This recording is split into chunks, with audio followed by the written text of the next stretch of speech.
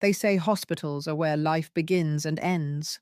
Mine ended in the lobby, not from death, but from a silence I never expected. Not from disease, but from the person I gave life to, walking away like I was someone else's problem. My name is Clara Collins. I'm 67 years old. I should have known something was wrong when she offered to drive me. Emily hadn't visited in weeks. I'd been coughing, sure, nothing violent, just a tickle that lingered. But that morning, I felt lightheaded enough to call her, just to hear her voice maybe, just to remind her I was still here. She answered after 5 rings. "You don't sound good," she muttered, like she was already halfway out the door. "Get dressed. I'll pick you up." She didn't ask what was wrong, didn't say she missed me, just get dressed. We didn't speak much in the car. She kept her sunglasses on, though the sky was overcast. Her phone buzzed once, twice, then 10 times in her purse. She didn't even glance down. "ER?" I asked gently.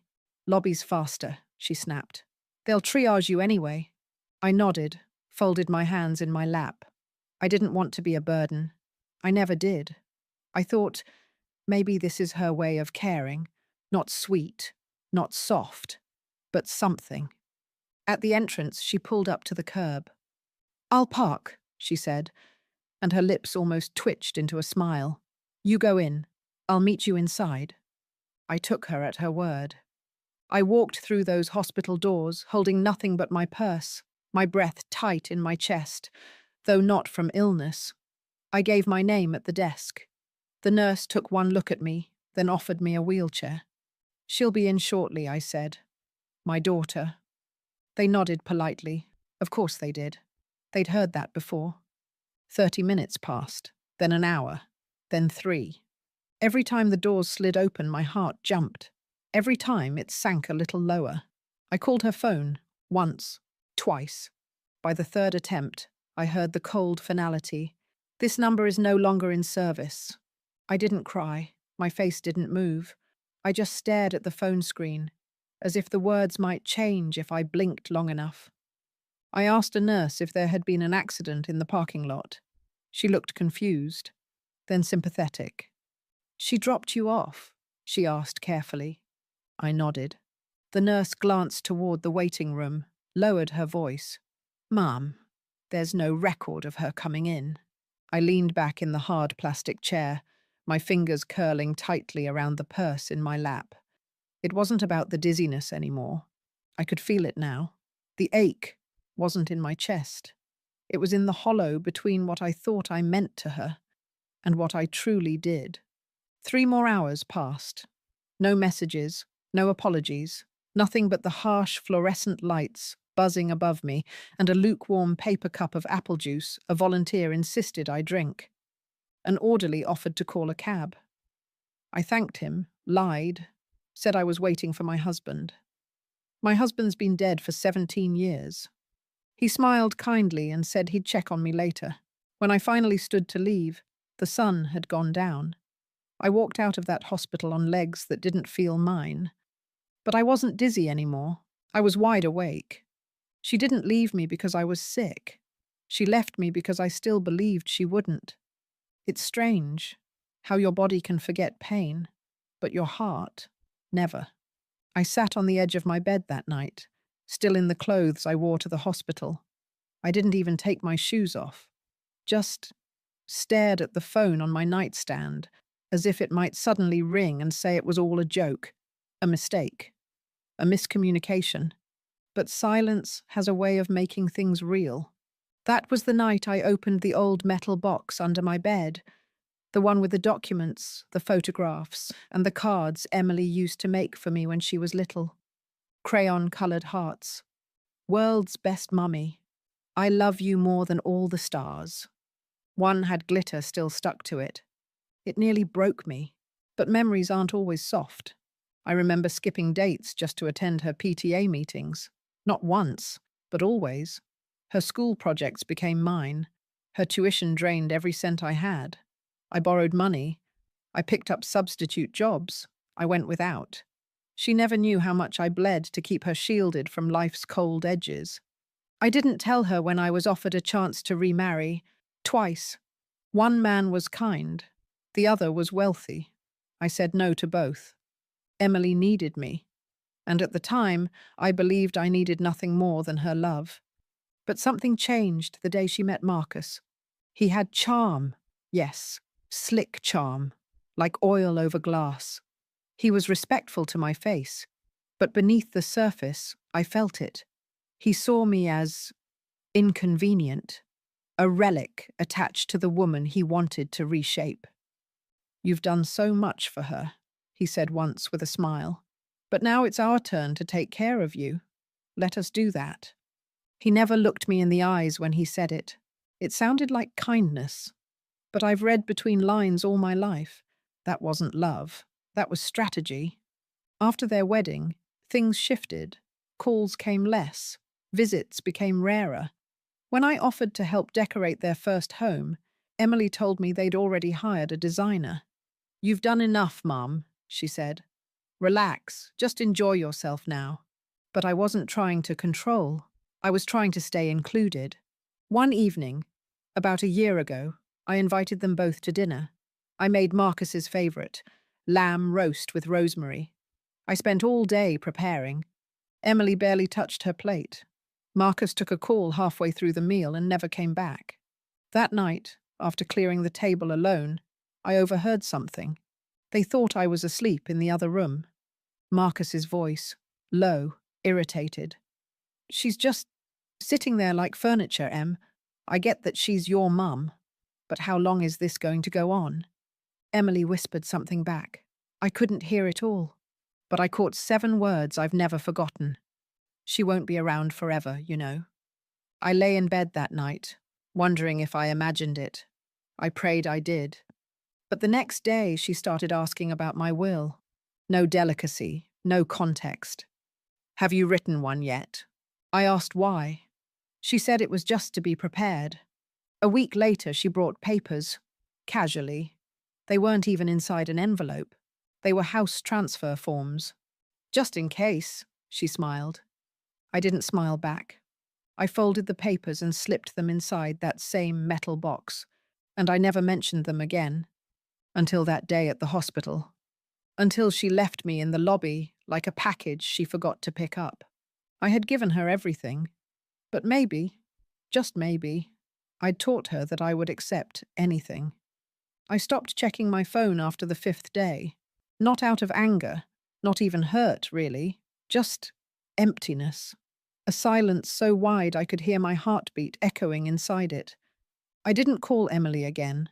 I didn't text. I didn't ask why. Because at this age, when someone you raised forgets your name in their soul, not their mouth, the why becomes irrelevant. The what now is all that remains. My days became clockwork. Water the violets at 7.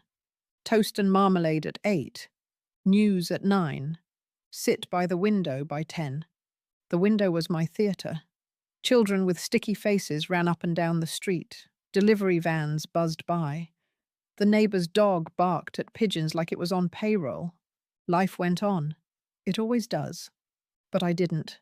Not fully. I moved slower. I didn't sleep much. Food lost its taste and colours dimmed around the edges.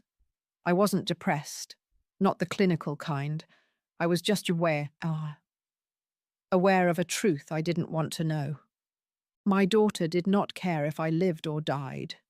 It was Maggie who broke the stillness. She's been my friend since '83. We used to teach 3rd grade across the hall from each other. She knew me before I was a mother, and sometimes I think she knows me better than Emily ever did. She dropped by one morning, holding a bag of almond croissants and a face that spelled trouble. "You won't believe what I heard," she said, brushing past me. I didn't flinch. "Try me." She pulled out her phone and showed me a video. It was short, blurry, a home tour, my living room, my curtains, my photos removed from the walls. A realtor was narrating. "The owners are doing a light remodel to prepare this charming home for its future as a rental." I stared at it like it was a scene from someone else's life. Owners? I asked. Maggie nodded slowly. I called the number. It's Emily's. They were planning to rent my house, while I still lived in it. I hadn't been asked. I hadn't signed anything. But suddenly I understood. This was never about love. It was about location, assets, control. Emily wasn't just distancing herself. She was planning my quiet exit. I called the county office that same day, asked about the title status of my home. It was still under my name, thank God. But I knew then what I hadn't wanted to believe. She was counting on me dying slowly, silently, and conveniently. She didn't block my number in a moment of frustration. She did it because I was no longer useful.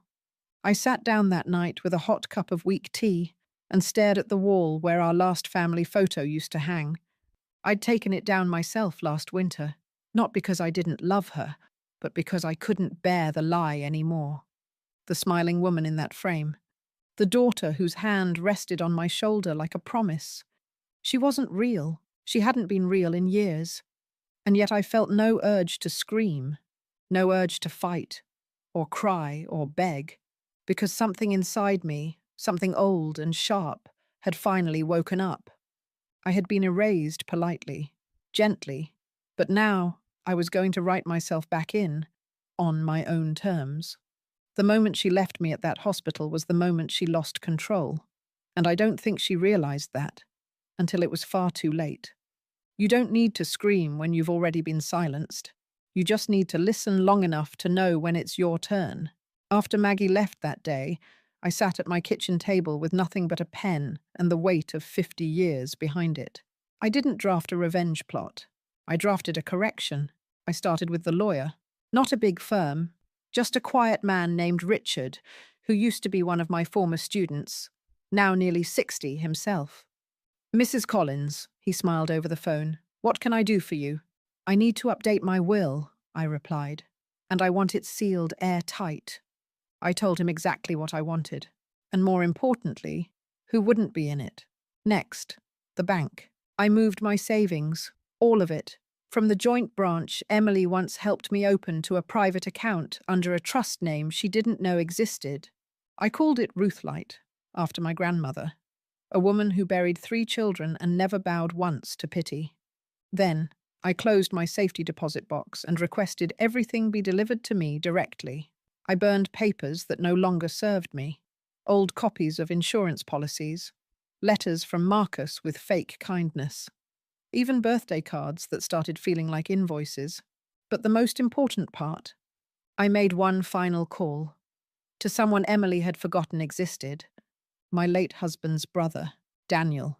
We hadn't spoken in 15 years, after a family argument over an inheritance that was never mine to claim. But time dulls ego, and bitterness ages poorly. I dialed. He picked up after 2 rings. His voice, gruff but familiar, carried more warmth than I'd expected. Clara, he said, surprised. You're still breathing? I am, I replied. Barely. A pause. Then he said the words no one else had. What happened? We met for tea 2 days later. Same cafe where Emily once had her 6th birthday party. She cried that day because her cake didn't have enough frosting. I told Daniel everything, slowly, truthfully. He didn't interrupt once. By the time I was done, he looked at me like a man witnessing a slow-motion tragedy. You gave her your life, he whispered, and she handed it back in pieces. No, I said quietly. She didn't hand anything back. She just dropped it and walked away. Then I handed him a folder. Inside, my revised will, the deed, the new trust, a letter of explanation. And at the bottom, an envelope with a name scribbled across the front. Leah Hargrove. Daniel's brow lifted. Who's this? I smiled for the first time in days. A girl I took in, briefly, years ago. She stayed with us one summer while her foster family was away. She was 12, called me Mama C. I never forgot her. I'd tracked her down a month earlier, after Emily had started growing colder. Just a feeling in my gut that I might need to remember who I used to be before I became a mother to someone who discarded me. She was now 29, a single mother, working part-time. But when I called her, her voice cracked with joy. "You remember me?" she asked. "You kept my drawings?" I had, all 6 of them, still in a drawer in my sewing room. We met for coffee last week. I watched her play with her son, a bright, joyful boy named Eli, and I felt something stir that I hadn't felt in a long, long time, hope. So I named her the executor of my estate, quietly, without ceremony. She didn't know it yet. But soon, she would. Emily left me at a hospital and thought I'd quietly fade. But instead, I started writing the final chapter of my story. And this time, she wouldn't be in the dedication. She came back, after 92 days, after I'd sold the house, after the silence had matured into clarity. She rang the doorbell like nothing had happened, like we'd merely had a silly disagreement over curtains. I opened the door in my Sunday robe, tea in hand. I didn't flinch. I didn't lean forward or smile. She hesitated, almost surprised to see me upright. "Hi, Mum," she said softly. Her voice carried that same slippery tone she used when she wanted to reset the mood without acknowledging the damage. I nodded. She cleared her throat. "Can I come in?" I stepped aside. I wasn't being generous. I was being polite. The difference mattered now. She walked in like she still lived there. Her eyes scanned the living room. The couch was gone, replaced with a single reading chair. Her framed photo, the one from her graduation, no longer on the wall. My sewing machine had returned to its old spot, like it had been waiting for years. "You redecorated," she said, trying to sound amused. "No," I replied quietly. "I remembered what I liked." She sat down. No invitation. Just assumed. "Marcus is in the car," she offered, like I was supposed to ask about him. I didn't. Her smile cracked slightly. "I've been thinking about everything." So had I, but not about her. She kept talking. "We overreacted. Things got heated. We didn't mean to hurt you. It's just stress. Life, you know?" Ah, yes. Life. The grand excuse for cowardice. "I understand," I said, setting my tea down gently. "Life can be difficult." Relief flickered in her eyes. For a second, she thought she was back in control. "We want to help now," she said. "We were even thinking, maybe you'd like to move back in with us. A guest house. Quiet. Peaceful. We'd cover everything. Everything. As long as I gave up this. As long as I disappeared properly." That's when I dropped the match. "I sold the house." She blinked. "What?" "Last month," I said. "The paperwork is finalized. I'm moving in 2 weeks." The mask slipped. She fumbled for words. "But this is your home. You love this house." "I did," I replied, before it started feeling like a waiting room. She stood up, stunned. "You sold it without telling me." "Why would I?" She looked like she'd been slapped, but it was her ego that bruised, not her heart. "We had plans," she snapped, suddenly losing the softness. "We had people lined up to rent it?" I interrupted, finally locking eyes with her. "Without my knowledge?" Her mouth opened. Nothing came out. "I saw the video," I continued. "I know everything. You planned for my absence. I'm simply honoring your request." She sat back down, slowly this time, smaller now, less polished, like the air had been let out of her bones. "Mum," she whispered, "I didn't mean to abandon you, but you did. You thought I'd fade." She closed her eyes, and when she opened them, there were tears. Real ones, maybe.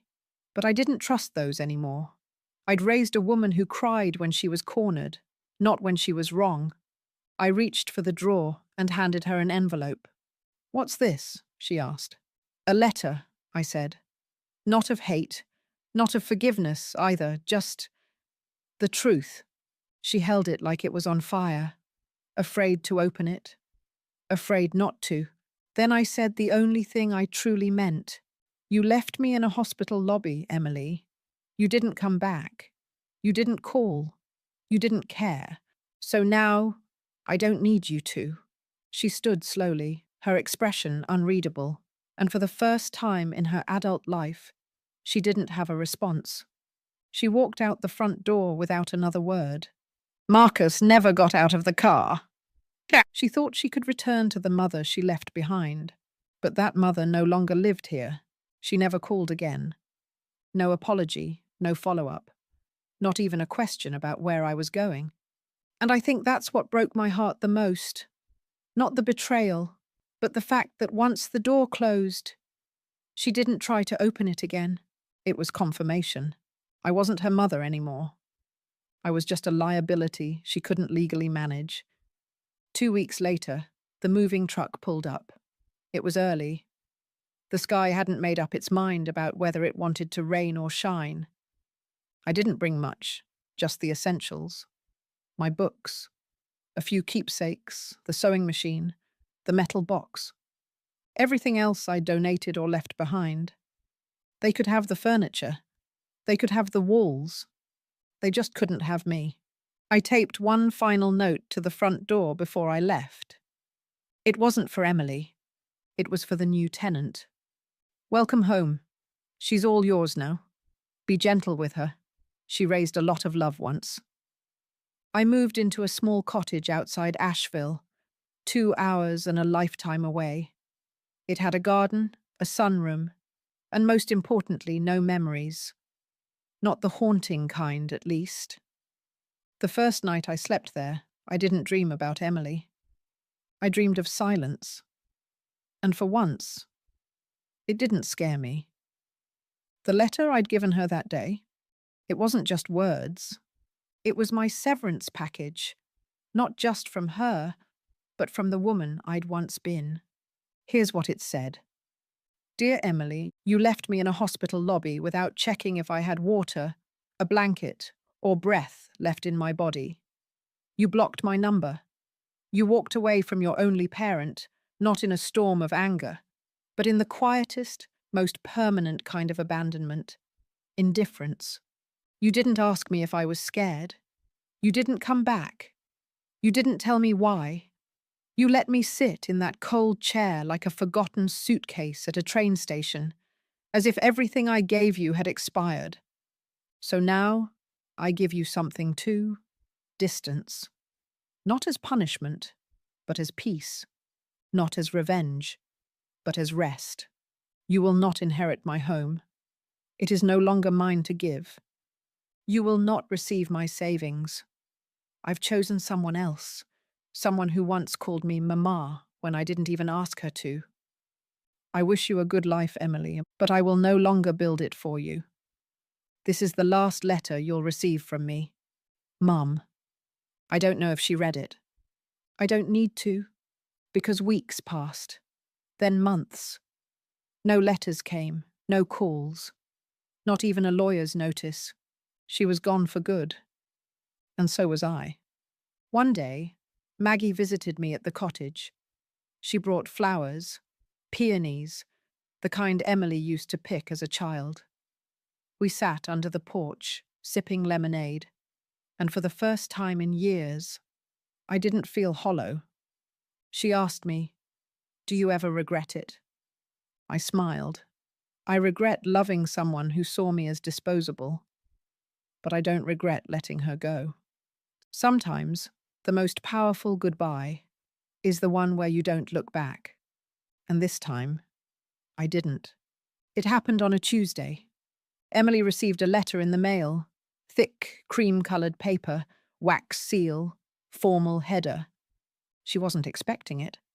She thought the silence meant closure. She opened it with mild curiosity, the way someone opens a wedding invite from a cousin they barely like. But this wasn't an invitation. It was the full reading of my will. The letter was from Richard, the same lawyer I'd called weeks after she abandoned me. Inside, legal breakdown, asset distribution, notarized recordings, and one handwritten note, not from me, but from the executor. Emily read it once, then again, and then the shaking started. The house? Sold. Fully transferred. Irrevocable. The savings account? Gone. Moved 6 months earlier. She never even saw the transaction. The inheritance? Not a cent, not a bond, not a memento. But that wasn't the twist. The twist was the name. The recipient of everything. My life's work, my final signature, my legacy. Leah Hargrove. She didn't know who that was.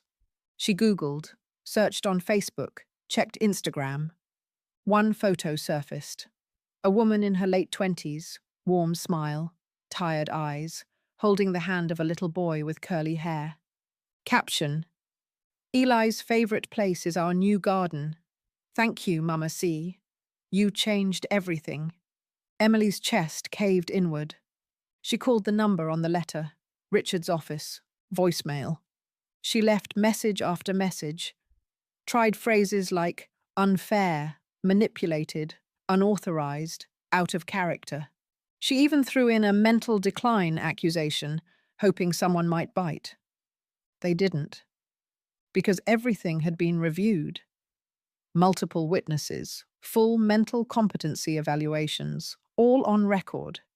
1 week later, she received the full package, a flash drive containing my recorded final statement.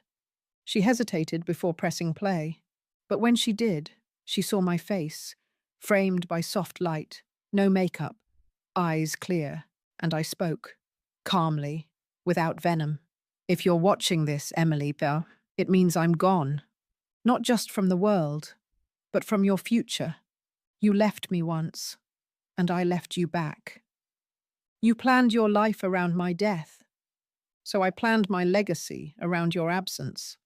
Leah once lived in my home for only 3 months, and yet she treated me with more love, more gentleness, more honesty than you have in the last 10 years. This isn't about punishment. It's about placement.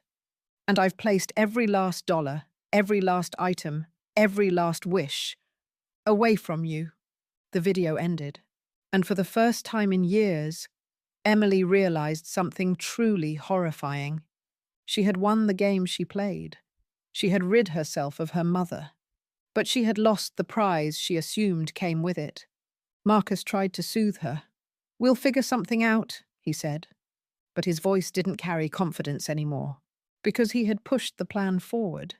He had nudged her to isolate me. And now, he'd never see a dollar of the money he'd silently been drooling over. That evening, Emily sat on their king-sized bed in silence, laptop open, searching old photos. She found one of us. She was 6, grinning. I was holding her hand. She zoomed in on my face. The eyes were the same. The love was real. But it wasn't enough to undo what she'd done. She hadn't just lost her inheritance. She'd lost the only person who would have forgiven her for everything. The cottage sits on the edge of a quiet hill, where the wind doesn't ask questions and the trees don't need answers. I wake up with the birds now. Not alarms, not text tones, not guilt. Just the soft tapping of branches and the warmth of the sun kissing the curtain shins. I brew my own tea. I sweeten it how I like. I sit by the window with a blanket and a journal. Some days I write letters I'll never send. Other days I just listen to the silence. And for once it sounds nothing like loneliness. It sounds like peace. Leah visits often. She doesn't knock. She just opens the screen door and calls out, "Mama C?" And every time she says it, I feel something in me settle, like a quilt finally stitched closed after years of fraying at the edges. She brings Eli with her. He's 5 now, loves bugs and picture books and sitting on my lap while I read him old fables. He calls me Granny Clara, not out of obligation, not out of blood, but out of love. One afternoon, he found my old photo album. He pointed at a picture of me and Emily. "Who's that?" he asked. I smiled, softly, no sharpness in my throat. "That's someone I used to know," I said. "She helped teach me something very important." "What's that?" he asked. I looked down at him and whispered, "That giving doesn't always mean keeping, but loving doesn't always go to waste." Leah never asks about Emily. She knows, in the way some daughters just know, which doors their mothers needed to shut to survive. But one day, she brought me a box, wrapped neatly, no occasion, no expectations. Inside, a scrapbook.